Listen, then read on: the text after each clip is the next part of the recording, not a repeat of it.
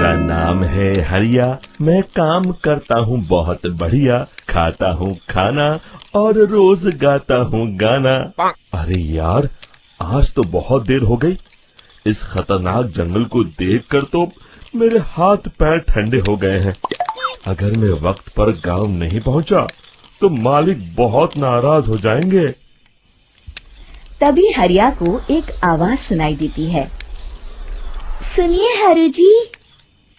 अरे, ये आवाज किसने दी? तभी हरिया को सामने कुछ दूर एक औरत खड़ी दिखाई देती है। अरे भाई, ये औरत अकेली इतनी रात को इस जंगल में क्या कर रही है? चलकर पूछना पड़ेगा। फिर हरिया अपनी बैलगाड़ी उस औरत के सामने लाकर रोक देता है और उससे पूछता है। अरे सुनिए, आप इतनी रात को इस खतरनाक जंगल में अकेली क्या कर रही हैं? तभी वो औरत मीठी आवाज में कहती है। अरे हरु जी, आप आ गए। मैं कब से आपका इंतजार कर रही थी। वैसे तो यहाँ से काफी लोग गुजर चुके हैं, लेकिन मैं खास आपका इंतजार कर रही थी। अच्छा, तुम सच कह रही हो? मुझे तो यकीन नहीं हो रहा है। वो क्या है ना, आज तक किसी ने मुझसे इतने प्यार से बात नहीं की। हाँ हरु जी, मैं सच कह रही हूँ। अब देर मत करिए और जल्दी से मुझे मेरे घर तक छोड़ दीजिए। हाँ, कौन सी बड़ी बात है, अभी छोड़ देता हूँ। आप मेरे पीछे बैलगाड़ी में बैठ जाइए और मुझे रास्ता बताते चलिए। फिर वो औरत हरिया की बैलगाड़ी में बैठ जाती है और हरिया बैलगाड़ी हाँकता हुआ आगे चल पड़ता है। फिर उस औरत के बताए हुए रास्ते पर चलते चलते हरिया बैलगाड़ी लेकर एक काली गुफा के आगे आकर रुक जाता है। हरिया उस औरत से पूछता है। देवी जी, आपका घर कहाँ है? यहाँ तो एक गुफा के अलावा और कुछ नहीं है। तभी अचानक वो औरत हवा में उड़ने लगती है। देखते ही देखते उसका सुंदर रूप एक डरावनी चुड़ैल में बदल जाता है और वो जोर जोर से हंसती है। अरे तू तो एक नंबर का बेवकूफ निकला। तू तो बड़ी आसानी से मेरी बातों में आ गया। अरे मर गया रे, ये तो एक चुड़ैल है। हे भगवान बचा ले, ये तो बड़ी डरावनी दिखाई दे रही है। और फिर अगले ही पल हरिया की बैलगाड़ी में रखा सारा सामान हवा में उड़ता हुआ उस काली गुफा के अंदर चला जाता है और वो चुड़ैल भी उस गुफा के अंदर जाकर कहीं गायब हो जाती है।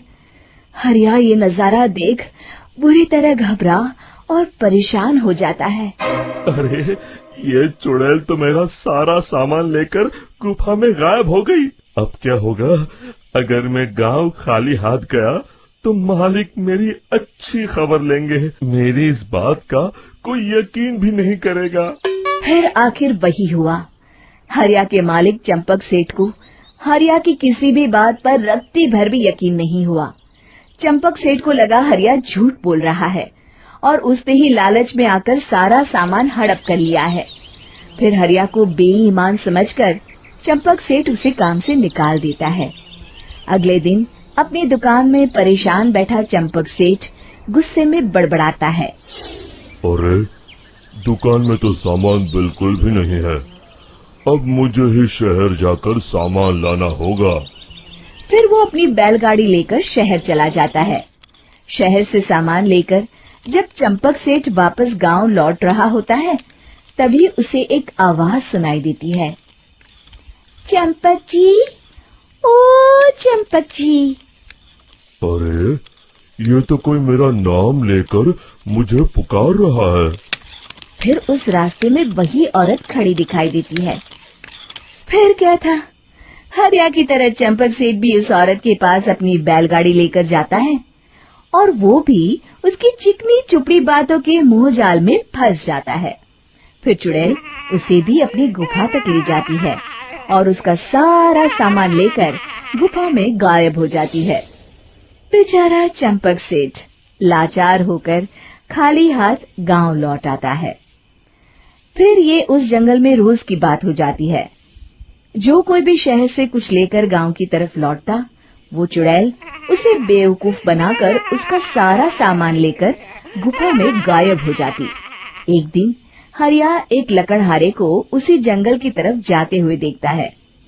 फिर हरिया उसे रोकते हुए कहता है, अरे भाई, क्यों अपनी मौत को दावत दे रहे हो?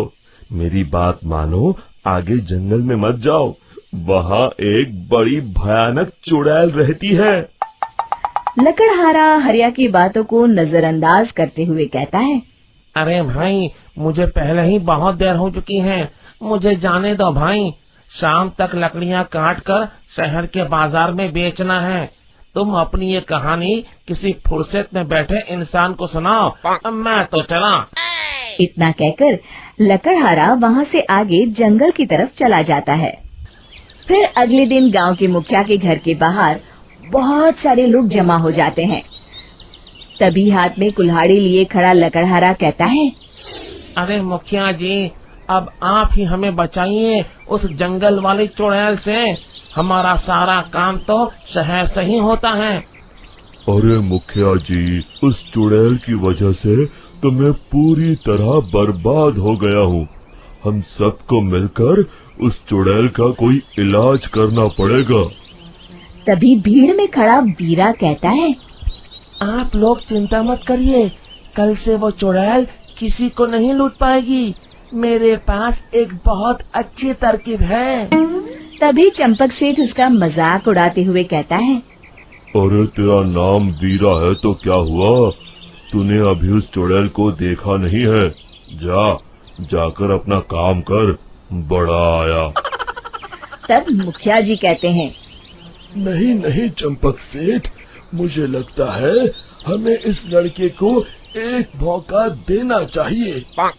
फिर सभी गांव वाले मुखिया जी की बातों से सहमत हो जाते हैं और वीरा शाम को एक बैलगाड़ी में कुछ सामान लादकर उस जंगल की ओर चल देता है। वीरा, ओ वीरा, कहाँ जा रहा है? तभी वीरा मुड़ के देखता है, वही चुड़ैल एक औरत के रूप में खड़ी है। अरे बहन जी, मैं आपको ही ढूंढ रहा था। देखिए, मैं आपके लिए क्या लाया हूँ। अरे वाह, तो खुद मेरे लिए इतना सामान लाया है। तू ही अकेला गांव में समझदार है। जरा देखो, मैं भी खोल के, बड़े भूख लगी है। जैसे ही चुड़ैल उस सामान पर से कपड़ा हटाती है, एक भगवान शिव की तेज रोशनी उसके अंदर मूर्ति से निकलती है और चुड़ैल अपने असली रूप में आकर जलने लगती है। अरे मैं जल रही हूँ, बचाओ! बचाओ! ओम नमः शिवाय, मर गई मैं! देखते ही देखते वो चुड़ैल राख के साथ उड़ जाती है और सभी गांव वाले भी वहां आ जाते हैं।